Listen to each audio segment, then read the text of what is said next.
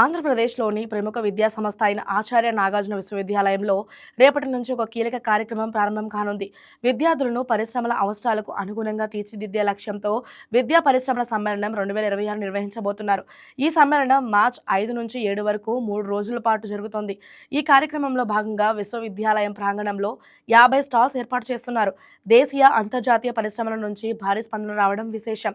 ఈ విషయాన్ని ANU rector ఆచార్య ఆర్ శివరాం ప్రసాద్ విలేకరుల సమావేశంలో వెల్లడించారు. పరిశ్రమల అవసరాలకు తగ్గట్టుగా విద్యార్థులకు నైపుణ్యాలను అందించడమే ఈ సమ్మేళనం ప్రధాన లక్ష్యమని ఆయన తెలిపారు. ఈ కార్యక్రమంలో artificial intelligence, IT, biomedical, pharma, banking, engineering, aqua వంటి పలు రంగాలకు చెందిన ప్రముఖ కంపెనీలు పాల్గొన్నారు. విద్యార్థులకు ఇంటర్న్షిప్ అవకాశాలు, పరిశ్రమల నిపుణులతో ప్రత్యక్షంగా మాట్లాడే అవకాశం కూడా కల్పించనున్నారు. అదే సమయంలో ప్రధానమంత్రి చేత ప్రశంసలు పొందిన డాక్టర్లు, పారిశ్రామికవేత్తలు కూడా ఈ సమ్మేళనంలో పాల్గొని తమ అనుభవాలను విద్యార్థులతో పంచుకున్నారు. విశ్వవిద్యాలయం గోల్డెన్ జూబ్లీ ఉత్సవాల సందర్భంగా తొలిసారిగా ఈ సమ్మేళనం నిర్వహించబడుతోంది.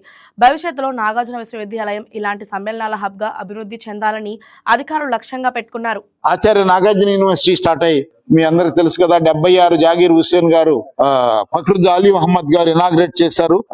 సెప్టెంబర్ 11, 1976. అప్పటి నుంచి దినదినాభివృద్ధి చెందుతూ 9 డిపార్ట్మెంట్లు స్టార్ట్ అయిన ఈ యూనివర్సిటీ ఇవాళ దాదాపు ఆల్మోస్ట్ ఆల్ ప్రోగ్రామ్స్ అయితే 1 or 2 ప్రోగ్రామ్స్ ఉన్నాయండి. కానీ డిపార్ట్మెంట్స్ కూడా చాలా ఎక్కువ డెవలప్ అయిపోయి ఈ రోజు ఈ యూనివర్సిటీ 4-5 కాలేజెస్ గా డివైడ్ అయిపోయి ఎక్కువ మంది విద్యార్థులని, టాలెంటెడ్ విద్యార్థులు ఆంధ్రప్రదేశ్ వివిధ ప్రాంతాల నుంచి, అదేవిధంగా మనం ఇంటర్నేషనల్ స్టూడెంట్ సెల్ కూడా ఉంది. ఇతర విదేశాలకు సంబంధించిన స్టూడెంట్ కూడా బాగా ఆకర్షిస్తున్నాం. అయితే కరోనాల వల్ల కొంత మనకు అడ్మిషన్లు తర్వాత కొంచెం తగ్గినాయి. మీ అందరూ తెలుసు, అంత మొదల మన యూనివర్సిటీ 756 మంది ఫారిన్ స్టూడెంట్స్ ఇక్కడ మనం అడ్మిట్ అయ్యారు. అదేవిధంగా మనకి distance centre for distance education ఉంది. వాళ్ళు కూడా ఇదివరకైతే 106 కోర్సులు ఉన్నాయి. అవి తర్వాత డెక్ కొన్ని అండర్ గ్రాడ్యుయేట్ తీసేసింది. కానీ అయినా కూడా మనకి ఇప్పుడు ఈ రోజు 42 ప్రోగ్రామ్స్ పైన మనం ఆఫర్ చేస్తున్నాం. ఈ విధంగా యూనివర్సిటీ ఒక స్థాయికి వచ్చింది. నేను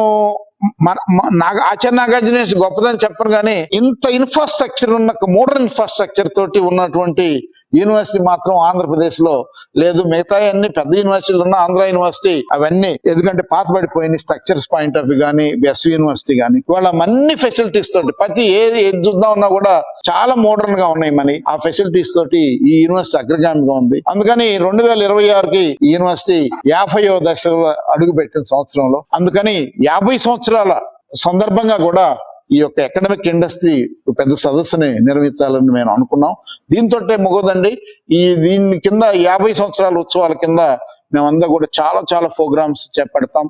అదే రూరల్ గేమ్స్, ఫ్యూచర్ లో రూరల్ గేమ్స్ ఒకటి, అంటే ఈ యూనివర్సిటీ ఎంతో మంది కృషి ఫలితంగా వచ్చింది. అందుకని ఈ యొక్క మనకు సంబంధించిన ఈ టెరిటోరియల్ ఏరియా యూనివర్సిటీ కాబట్టి ఈ టెరిటోరియల్ రూరల్ పీపుల్ ని ఒకసారి అందరిని పిలిచి వాళ్ళకు కూడా గేమ్స్, లేకపోతే వాళ్ళకి సంబంధించినటువంటి ఆర్గానిక్ సేద్యం కానీ, వాళ్ళ అవుట్పుట్ కానీ ఇలాంటి ఎగ్జిబిషన్ కూడా పెట్టాలని కోరిక ఉంది. యూనివర్సిటీ ద్వారా ఎక్స్పోజ్ చేయాలని, తర్వాత ఆలంని మీటింగ్ కూడా పెట్టాలని ఉన్నది. 50 సంవత్సరాలు అయిన సందర్భంగా వాళ్ళందరితో కలిపి ఒక మాన్యుమెంట్ కూడా డెవలప్ చేయాలని ఒక కోరిక ఉన్నది.